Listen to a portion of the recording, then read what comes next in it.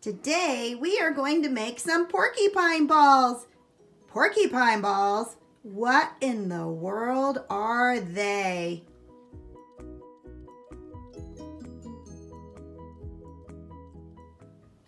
Good morning, everybody. This is Deb from Just Do Something Homestead, and today I'm going to show you an easy crock pot meal that your family is going to love and is very inexpensive to make. It is called porcupine balls.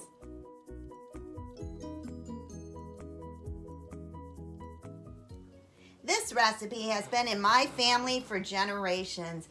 It is so easy to make, and my children requested it all the time. The reason it's called porcupine balls is it has rice in it. And these meatballs, as it cooks, the rice expands and they begin to stick out of the meatballs, thus looking like a porcupine. So don't worry, it does not use porcupine meat. We are going to start with 1 pound of ground beef. And as you know, we buy half a beef at a time, so I will add this to a very large mixing bowl.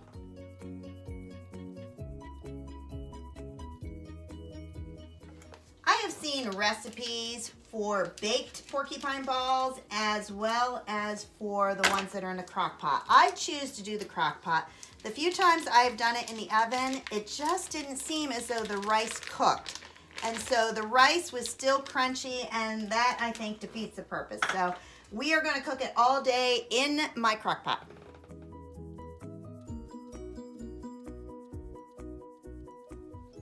I've added 1 pound of ground beef into my, I call it a mixing bowl. It's actually a very large Pyrex measuring cup.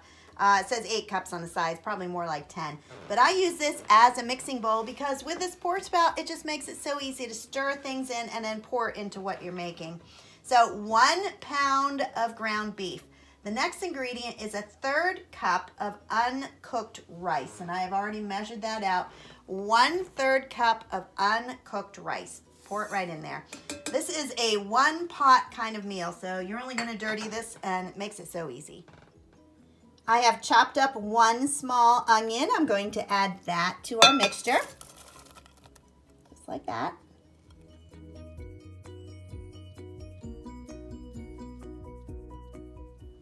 Often when recipes are passed down through families, the measurements aren't real accurate, so I am now asked to pour in a little milk. Okay, a little milk.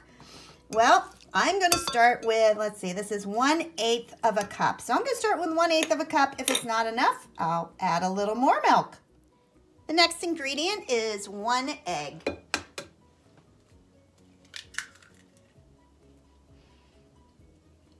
Now, those are the main ingredients. We will be adding a thing of pasta sauce, but we don't add that yet. That doesn't go into the mixture. So the only thing I'm going to add now are spices. And I'm going to show you one of my absolute favorite spices. I had to order this online, but this is Leg's Custom Blended Seasoning, and my favorite is Mild Italian Sausage. When I add this to beef, it makes it taste like pork. And I love pork. And I think a lot of it is because I love the spices that are in pork. So I'm going to add 1 tablespoon of this to our mixture. Sounds like a lot, but it is perfect.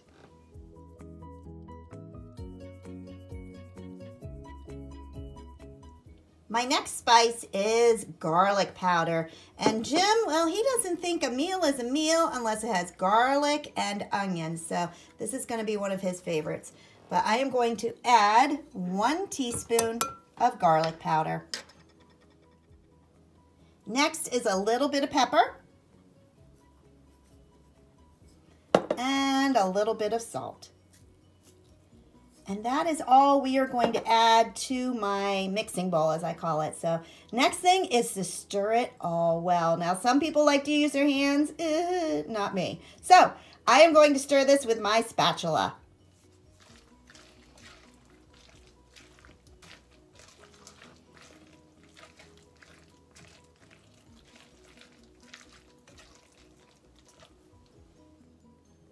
I have this completely blended, and as far as the moisture, I was stirring it around. 1/8 of a cup of milk seems absolutely perfect, so that worked out.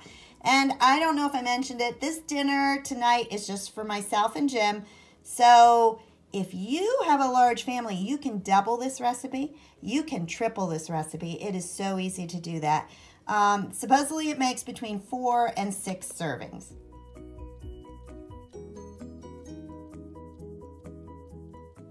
At this point, I am going to make large meatballs. I'm going to put them on a cookie sheet that I have covered with aluminum foil, and I'm going to brown them slightly in the oven under broil. If you have not used the broil feature of your oven, this is a great way to learn how.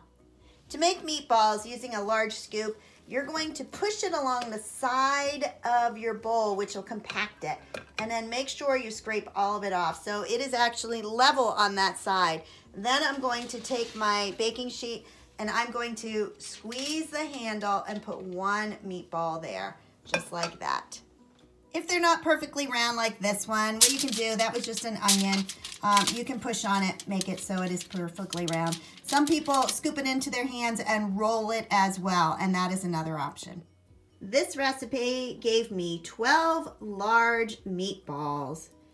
Bring it on in. As you can see, there is a lot of onion in there. If your family doesn't like so much onion, you can always cut back a little.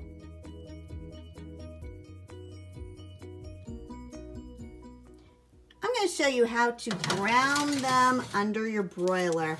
And what you're going to do is put it on your highest shelf in there. This is the trick. Don't shut your oven all the way. That's what Jim does constantly.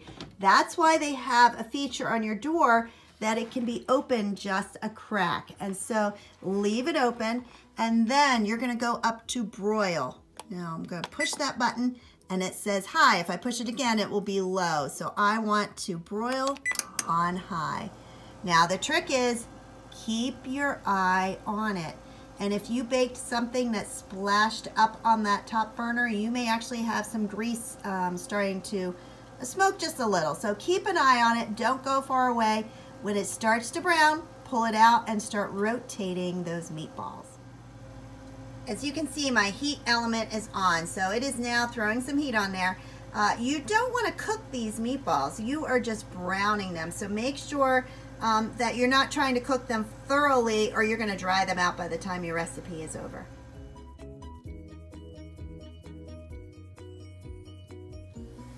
The meatballs are starting to sizzle on the top. I turn my pan a couple times so that they're facing this way. As they get brown, then I'm going to roll each one to the other side.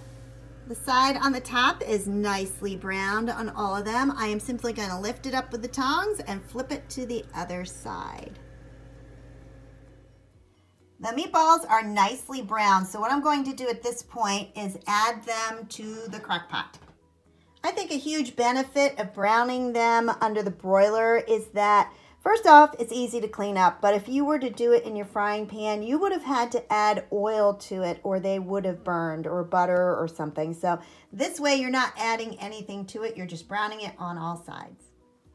The last step for now is to add 1 container of pasta sauce. So this is just a regular, this is 24 ounces, but you're going to pour that on top of all of your porcupine balls.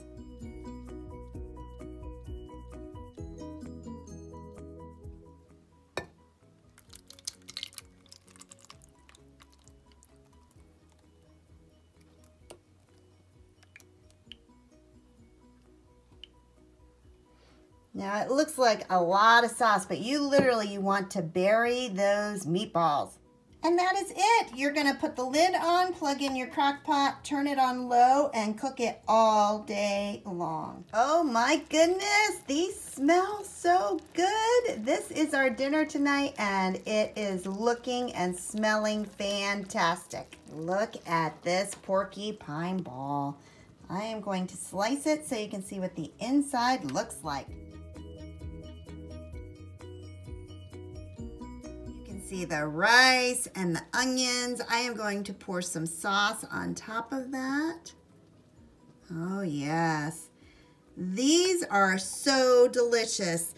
So we're gonna add some homemade macaroni and cheese, a tossed salad, and some applesauce that I made this week. So if you enjoyed this, please like, subscribe, and share. And thank you for joining us at the homestead. Bye-bye.